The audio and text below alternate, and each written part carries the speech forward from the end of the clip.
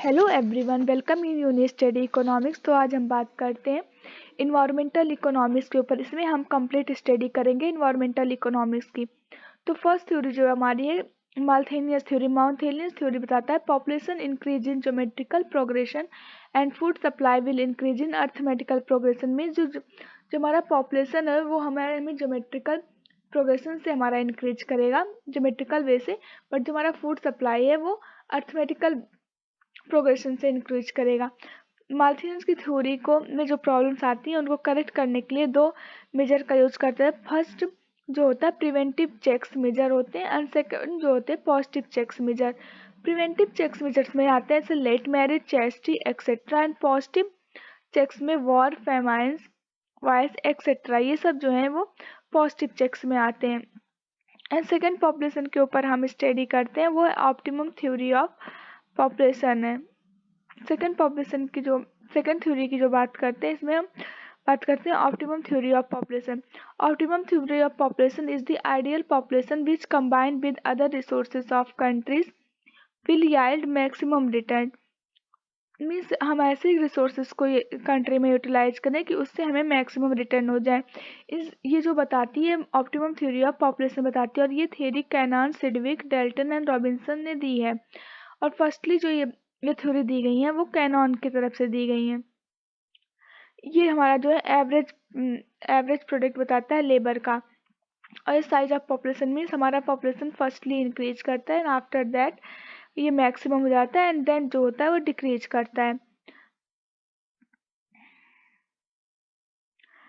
And third जो theory है theory of demographic transition की बात करता है। इसमें हमें बताता है कि effect of change in birth और डेथ रेट। मीन्स बर्थ और डेथ रेट में हमें क्या इफेक्ट देखने को मिल रहा है। फर्स्ट स्टेज जो है वो हाईली स्टेशनरी बोली गई है। इसमें जो होती है हमारी इकोनॉमी वो बैकवर्ड रहती है। इस समय जो होता है हमारे पास हाई बर्थ रेट होता है और डेथ रेट जो होती है वो पॉपुलेशन से कम होती है। मीन्स हमारे पास हमारी जो बर्थ रेट होती है वो हाई होती है, पर जो डेथ रेट होती है वो पॉपुलेशन की वो कम होती है। एंड अर्ली एक्सपेंडिंग, ये सेकंड स्टेज है डेमोग्राफिक ट्रांजिशन की। इसमें जो क्या होता है कि हमारे जो इकोनॉमी है वो थोड़ा सा इम्प्रूवमेंट करने लगती है। मीन्स वो इकोनॉमी हमारी ग्रोथ करने लगती है। इसमें क्या होता है कि हमारी जो डेथ रेट है वो कम हो जाती है, बट हमारी जो बर्थ रेट होती है उनमें कोई चेंजेस नहीं आते हैं। एंड थर्ड जो है हमारा लेट एक्सपेंडिंग में क्या होता है कि हमारा जो बर्थ एंड डेथ दोनों रेट हैं वो डिक्लाइन करने लगती हैं, कम होने लगती हैं। एंड फोर्थ स्टेशनरी जो है हमारा लो स्टेशनरी जो है वो हमारा फोर्थ स्टेज है। और इसमें बात करता है कि जो हमारी जो डेथ रेट है इनमें इम्प्रूवमेंट आने लगता है। मीन्स ये इंक्रीज करने लगती हैं और हमारी जो डेथ रेट हमारी इम्प्रूव होती है। मीन्स इंसान कम बीमार पड़ते हैं, यहाँ पे मेडिकल फैसिलिटीज़ आ जाती हैं। और बर्थ रेट में बर्थ भी होता है। मीन्स यहाँ पे बर्थ रेट और डेथ रेट दोनों इक्वल होती है हमारी फोर्थ स्टेज में। And fifth stage of the population थी डिमिनिशिंग पॉपुलेशन बोली गई। मीन्स यहाँ पे death rate exceed birth rate and population growth decline. Means जो डेथ रेट होती है वो ज़्यादा रहती है बर्थ रेट से और हमारी जो पॉपुलेशन है वो कम होने लगती है। ये 5 स्टेजें बताती हैं। फर्स्ट स्टेज में क्या होता है कि हमारी बर्थ रेट ज़्यादा होती है बट डेथ रेट मतलब कम होती है। एंड सेकंड में क्या होता है कि हम इकोनॉमी ग्रोथ करते हैं। यहाँ पे क्या होती है कि हमारी थोड़ी सी जब इकोनॉमी ग्रोथ होती है तो हमारी डेथ रेट में कमी आती है, बट हमारा बर्थ रेट कोई भी चेंज नहीं होता है। और लेट एक्सपेंडिंग की बात करते हैं, यहाँ पे हमारी बर्थ रेट और डेथ रेट दोनों कम होने लगती हैं। और फोर्थ स्टेज में क्या होता है कि हमारी बर्थ रेट और डेथ रेट दोनों इक्वल हो जाते हैं, क्योंकि यहाँ पे हम एक बेटर मतलब हमारी इकोनॉमी इम्प्रूव हो चुकी रहती है। और यहाँ पे डिमिनिशिंग पॉपुलेशन मीन्स जो डेथ रेट है वो ज़्यादा होने लगती है बर्थ रेट से, क्योंकि अब बीमारी आ गई है यहाँ पे कई सारी। अब थर्ड जो हम पढ़ेंगे इसके बाद के पॉइंट वो property right and cause theorem के ऊपर है। Property right and cause theorem.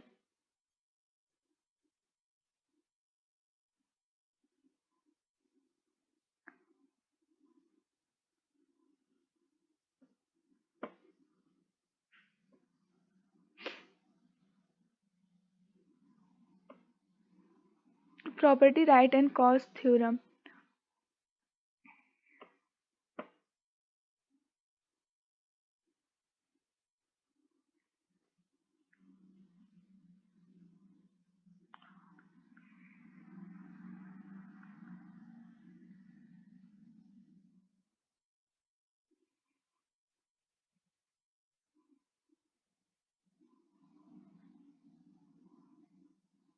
Property right and cost theorem. If the property right are clearly defined, the effect policy will adopt the policy to internalize their externalities. Means जो property rights है उसमें बताई गई हैं कि हम कैसे बिना किसी मतलब ट्रांजेक्शन या गवर्नमेंट इंटरफेरेंस के हम अपने जो प्रॉब्लम्स होते हैं उनको सॉल्व कर सकते हैं। इसका बेसिकली एग्जांपल ले सकते हैं कि हम विदाउट एनी गवर्नमेंट के इंटरफेरेंस से हम अपने प्रॉब्लम को सॉल्व कर सकते हैं। जैसे कि कोई फील्ड है और वो वहाँ पे दो फील्ड हैं, एक समझ लीजिए एक राइस की फील्ड है और एक जो होती है व्हीट की फील्ड है, और दोनों फील्ड के जो मालिक हैं वो अलग अलग हैं। उन्होंने एक ऐसे मतलब अपना एक एरिया बनाया हुआ कि इसके अंदर कोई जा नहीं सकता, बट गलती से कोई गाय चल रही हो और फिर वो उसमें चली जाए, बट जो वो उसका नुकसान की हुई है वो गाय, उसके लिए वो उन दोनों में कौन मतलब झगड़े हों, फिर वो वहाँ पे कोई ट्रांजेक्शन कॉस्ट नहीं होता, कोई गवर्नमेंट इंटरफेरेंस नहीं होता, बट वो दोनों आपस में बातचीत करके अपनी प्रॉब्लम को सुलझा लेते हैं। मीन्स कि हमारा इतना नुकसान हुआ है तो इसको हम इस पर फुलफिल करेंगे, कैसे इससे इसको हम जो हमारा लॉस हुआ इसको रिकवर करेंगे। उसमें कोई मतलब लीगल थिंग्स की ज़रूरत नहीं पड़ती है। तो यही हमारा जो है यही प्रॉपर्टी राइट बताता है कि ये एक ऐसी राइट होती है कि जिसमें हमें कोई पॉलिसी अडॉप्ट नहीं करनी पड़ती है, हम अपनी बातों को आपस में ही बातचीत करके सुलझा लेते हैं। इसमें नेगोशिएशन कॉस्ट कोई भी नहीं होती, ट्रांजेक्शन कॉस्ट कोई भी नहीं होती, गवर्नमेंट का इंटरफेरेंस भी कोई नहीं होता। एंड इसके बाद हम बात करते हैं method of valuation. Method of valuation में फर्स्ट मेथड है contingent value of method, means how much willing to pay and accept for natural resource. Means हम चाहते हैं पे करना और कितना उस नेचुरल एक्सेप्ट को मतलब हम नेचुरल रिसोर्स को यूज कर रहे हैं, उसको हम कॉन्टिजेंट वैल्यू मेथड में बताते हैं कि हम नेचुरल रिसोर्स के लिए कितना हम उसको पे करना चाहते हैं। एंड ट्रैवल कॉस्ट मतलब recreational benefit from public park and other natural resource, means इसमें बात करते हैं कि दोबारा बनवाने के लिए पब्लिक थिंग्स को जो भी हमारे कितना बेनिफिट हम कितना उसके लिए पे कर रहे हैं कि मतलब कितना हम उससे हम बेनिफिट ले रहे हैं, वही इसमें बात की गई ट्रैवल कॉस्ट मेथड में। हेडोनिक प्राइस मेथड में price of property related to stream of benefit. Hedonic price method में बात की गई है कि हम वहाँ पे बेनिफिट देखते हैं कि किस एरिया में ज़्यादा बेनिफिट है, हम वहाँ पे प्रॉपर्टी के मतलब प्राइस की बात करते हैं, लेने की कोशिश करते हैं। Opportunity cost protection in time to achieve foregone to achieve, means हम आगे के लिए क्या अचीव कर सकते हैं, अपने प्रोटेक्शन के लिए क्या अचीव कर सकते हैं। रिप्लेसमेंट कॉस्ट रिप्लेस और रिस्टोर करने की जो भी कॉस्ट आती है उसको रिप्लेसमेंट कॉस्ट कहते हैं। Means first contingent value method, इसमें हम बात करते हैं कितना हम नेचुरल रिसोर्स के लिए विलिंग टू पे हैं और एक्सेप्ट करते हैं उसको। और ट्रैवल कॉस्ट मेथड में हम उससे कितना बेनिफिट ले रहे हैं। हेडोनिक कॉस्ट मेथड पे हम उसकी क्वालिटी को देख के ले रहे हैं कि मतलब बेनिफिट को देख के ले रहे हैं। और अपॉर्चुनिटी कॉस्ट हम अपने फ्यूचर के लिए मतलब क्या अचीव कर रहे हैं, आगे के लिए सोचते हैं। एंड रिप्लेसमेंट हम रिप्लेस और रिस्टोर करने के लिए जो भी कॉस्ट का यूज होता है वो हमारा रिप्लेसमेंट कॉस्ट में आता है। देन आफ्टर इट हम पढ़ते हैं कॉस्ट बेनिफिट एनालिसिस।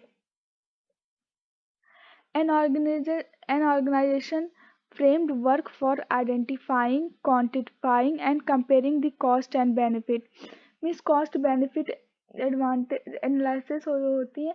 इनमें बताया गया कि हम आइडेंटिफाई करते हैं, क्वांटिफाई एंड कंपेयर करते हैं कॉस्ट एंड बेनिफिट को।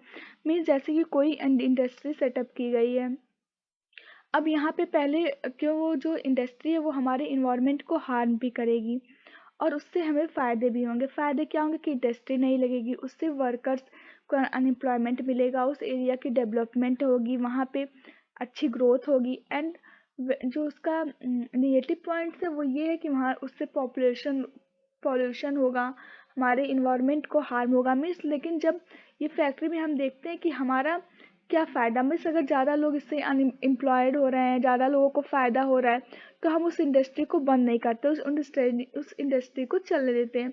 बट जब वहीं पे हम ज़्यादा लोगों को अनएम्प्लॉयमेंट नहीं दे पा रहे हैं और ज़्यादा बीमार हो रहे हैं, ज़्यादा निगेटिव इफेक्ट आ रहा है, तो हम उस इंडस्ट्री को बंद कर देंगे। तो ये जो है ये कॉस्ट बेनिफिट एनालिसिस मीन्स यहाँ पे हम फ़ायदा देखते हैं कि मतलब उससे इन्वायरमेंट के मतलब जो लोग हैं उनको फ़ायदा हो रहा है कि नहीं हो रहा है। अगर वहाँ पे लोगों की इकोनॉमिकल कंडीशन इम्प्रूव हो रही है तो इंडस्ट्री चलेगी, बट अगर वो ज़्यादा इफ़ेक्ट कर रही है लोगों के हेल्थ को तो फिर वो इंडस्ट्री बंद हो जाएगी। तो यही जो बातें हैं ये हमें कॉस्ट बेनिफिट एनालिसिस में बताया गया है। अब कंपनसेशन क्राइटेरिया इसको हिक्स ने दिया है। कंपनसेशन क्राइटेरिया इसको हिक्स ने दिया है। A policy change in improvement if the winner could fully compensate the loser still be better off. Compensation criteria कहता है कि पॉलिसी जो है इम्प्रूवमेंट की ऐसे हो सकती है कि जैसे कि दो आदमी हैं, एक का नाम है राम, एक का नाम है श्याम। अब राम जो है वो कोई business Ram and Shyam start करते हैं।